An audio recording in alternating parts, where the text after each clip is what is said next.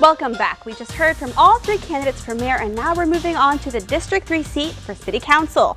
And the first candidate that we'll meet is Duane Crocker. Duane, thank you so much for making it on the show. Thanks for having me on. I appreciate it. So this is your first time running for political office. Talk to me about what motivated you and why District 3 City Council. Sure. You know, we had such synergies and such a momentum that I attribute to our former mayor, Mayor McCoy. We had some cohesiveness, I think, not only at the government level, but also within our community. You know, with his unfortunate passing, we now have opportunity, I think, to, with Mr. Balknight, you know, running for mayor, there's an opportunity to continue kind of what Mayor McCoy started. And I see myself as somebody who has a background, who has experience that can help in that process. And so that's really kind of what spurred my run on City Council. And you know, I'm ready to get to work working for the city, and I'm excited about the opportunity. And talk to us about your background. Sure. I'm an attorney here in Victoria. I grew up in Victoria, native son, and then came back after I received my law degree, and I practiced here in Victoria for about 26 years.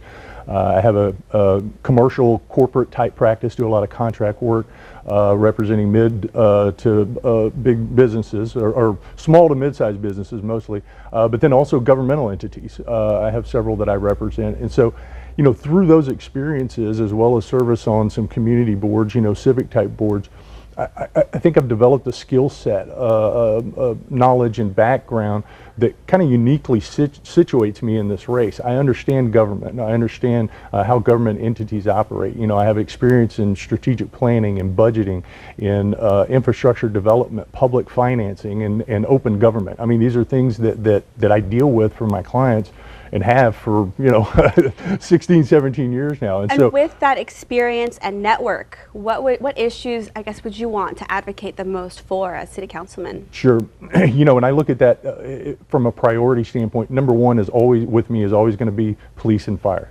You know, these folks, they give us their best every day. Right. And I think we owe it to them to provide them with the resources, the personnel, the support that they need, and pay them a competitive wage to keep us safe. So that's always going to be number one. And then after that, you know, it's utilities and roads, just because it impacts our life every day. From when you wake up in the morning and, you know, brush your teeth and turn on the water, you get out on the road to where you come back home that evening and switch off the light. I mean, those are things that are in our lives every single day. And so those are always priorities in terms of governmental function, the local governmental function. Beyond that, you know, I think economic development is something that the city needs to do more internally to try to spur growth. Let's build tax base. Let's either bring jobs in or create jobs or help private industry that we have already located in Victoria create jobs. So those are things, those are really kind of the four things that I'm focused on.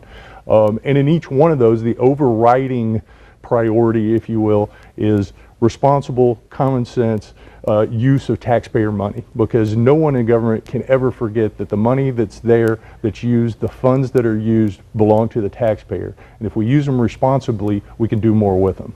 Well, excellent. And definitely our firefighters, our police officers, they're our public investment, right? So we've got to take care of those interests. Absolutely. Well, thanks so much for joining us on the show, and best of luck in your candidacy. Thank you so much. I appreciate it.